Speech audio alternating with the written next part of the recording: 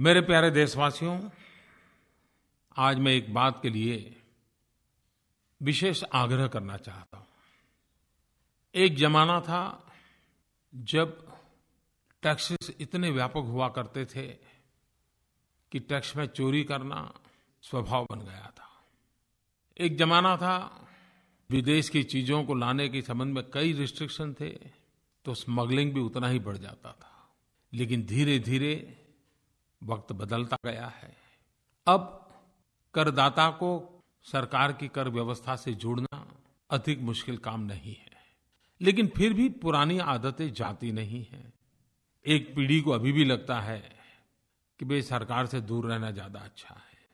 मैं आज आपसे आग्रह करना चाहता हूँ कि नियमों से भाग करके हम अपने सुख चैन गंवा देते हैं। कोई भी छोटा-मोटा व्यक्ति हमें परेशान कर सकता है। हम ऐसा क्यों होने दें? क्यों न हम स्वयं अपनी आय के संबंध में, अपनी संपत्ति के संबंध में सरकार को अपना सही ब्यौरा दे दें। एक बार पुराना जो कुछ भी पड़ा हो, उससे मुक्त हो जाइए। इस बोझ से मुक्त होने के लिए मैं देशवासियों को आग्रह करता हूँ। जिन लोगों के पास अनडिस्क्लोज इनकम है, अघोषित आय है, उनके लिए भारत सरकार ने एक मौका दिया है कि आप अपनी अघोषित आय को घोषित कीजिए।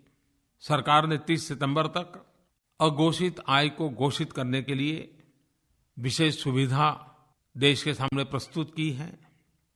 जुर्माना दे करके हम अनेक प्रकार के बोझ से मुक्त हो सकते हैं।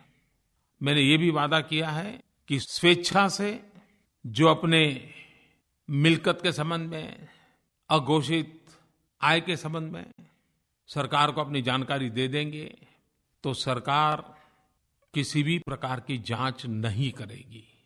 इतना धन कहाँ से आया, कैसे आया, एक बार भी पूछा नहीं जाएगा। और इसलिए मैं कहता हूं कि एक अच्छा मौका है कि आप एक पारदर्शी व्यवस्था का हिस्सा बन जाइए। साथ साथ मैं देशवासियों को कहना भी चाहता हूं कि 30 सितंबर तक की ये योजना, इसको एक आखिरी मौका मान लीजिए। मैंने बीच में हमारे सांसदों को भी कहा था कि 30 सितंबर के बाद अगर किसी नागरिक को तकलीफ हो, जो सरकारी नियमों से जुड़ना नहीं चाहता है, तो उनकी कोई मदद नहीं हो सकेगी। मैं देशवासियों को भी कहना चाहता हूं कि हम 30 सितंबर के बाद ऐसा कुछ भी न हो जिससे आपको कोई तकलीफ हो। इसलिए भी मैं कहता हूं, अच्छा होगा 30 सितंबर के पहले आप इस व्यवस्था का लाभ उठाएं और 30 सितंबर के बाद संभवित तकलीफों से अपने आप को बचा लें। मेरे देशवासियों, ये बात मुझे मन की बात में इसलिए करनी पड़ी कि अभी मैंने हमारे जो रेवेन्यू विभाग, इनकम टैक्स, कस्टम, एक्साइज, उनके सभी अधिकारियों के साथ मैंने 1-2 दिन का ज्ञान संगम किया, बहुत विचार विमर्श किया। और मैंने उनको साफ साफ शब्दों में कहा है कि हम नागरिकों को चोर न माने, हम नागरिकों पर भरोसा करें, विश्वास करें, हैंड होल्डिंग करें। अगर वे नियमों से जुड़ना चाहते हैं, उनको प्रोत्साहित करके प्यार से साथ में ले आएं। एक विश्वास का माहौल पैदा करना आवश्यक है। हमारे आचरण से हमें बदलाव लाना होगा। टैक्स पेयर को विश्वास दिलाना होगा। मैंने बहुत आग्रह से इन बातों को उनसे कहा है और मैं देख रहा था, उनको भी लग रहा है कि आज जब देश आगे बढ़ रहा है तो हम सब ने योगदान देना चाहिए।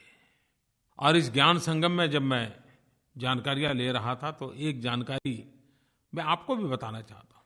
आप में से कोई इस बात पे विश्वास नहीं करेगा कि 125 करोड़ के देश में सिर्फ और सिर्फ 1.5 लाख लोग ही ऐसे हैं जिनकी टैक्सेबल इनकम 50 लाख रुपए से ज्यादा है।